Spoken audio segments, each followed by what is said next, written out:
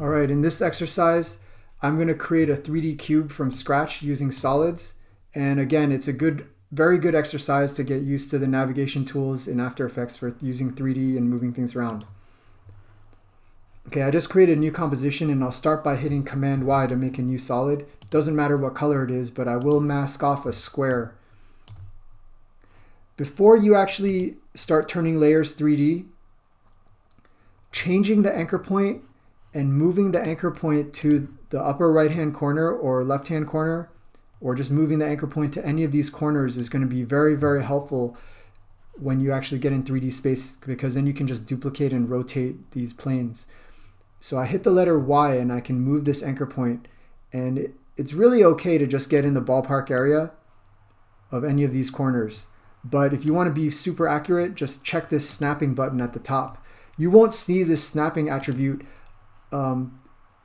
if you're using a mask tool or pen tool, but you will see it if you're in the anchor point tool or move tool.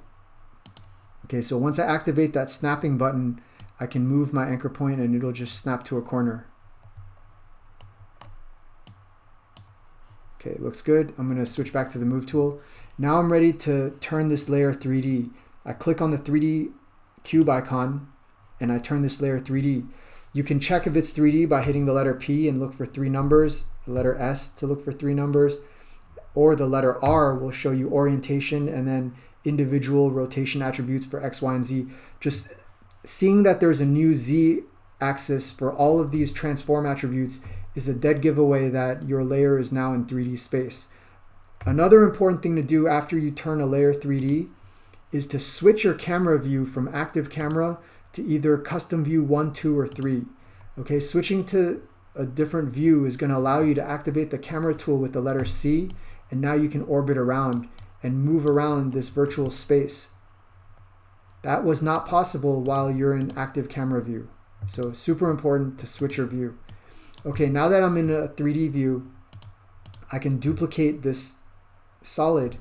And because my anchor point was in a corner, it's very easy for me to just rotate this solid 90 degrees and get another side of the cube. And of course, I'm going to hit Command Shift Y and change the color so that I'll have 6 different colored panels on this cube, and it makes it easier to see what's going on.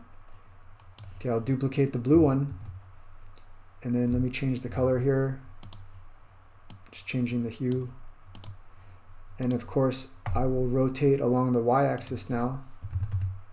Okay, looks good. Now I've got 3 sides to this 6-sided cube. When I duplicate this orange solid, I'm going to have to move it across the z-axis. So I'm going to hit the letter V and hover over the blue cone, and then I can drag it over, and you know, it should just snap because I have snapping turned on.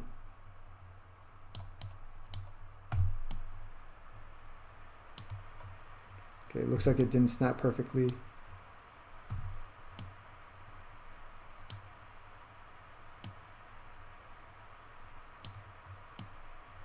Okay, that's pretty close though. And let me change the color with Shift Command Y.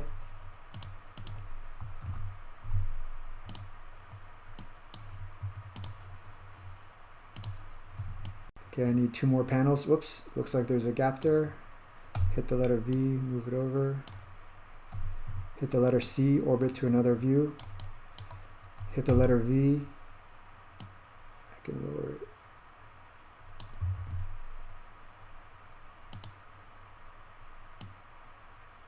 That's so weird.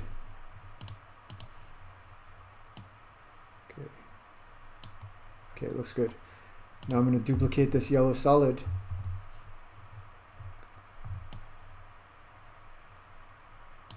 Looks like it wasn't in the right spot. That's okay. Let me rotate.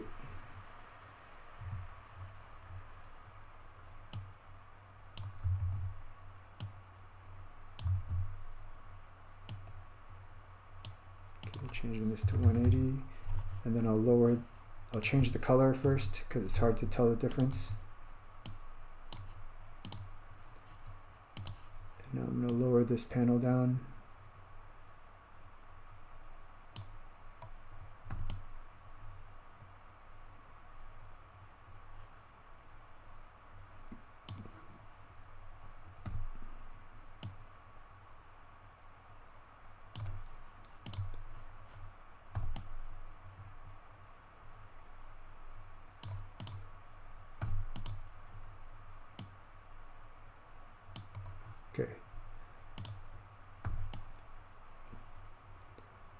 All right, almost there. I think if I duplicate this turquoise solid, it'll be really easy to move it over to the other side. So Command D. Let's just change the color to something else.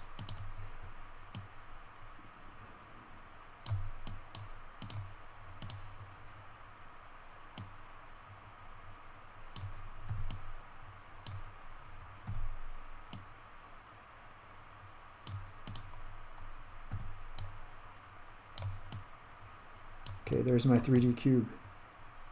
Okay, some of these panels I could probably tighten it up a little bit, but in general, that's all the steps you need to create a 3D cube. I think the most important takeaway is while you're still in 2D space, make sure you change your anchor point to a corner before turning the layer 3D, and that'll make this process a lot easier. Okay, practice that on your own, and please email me if you have any questions.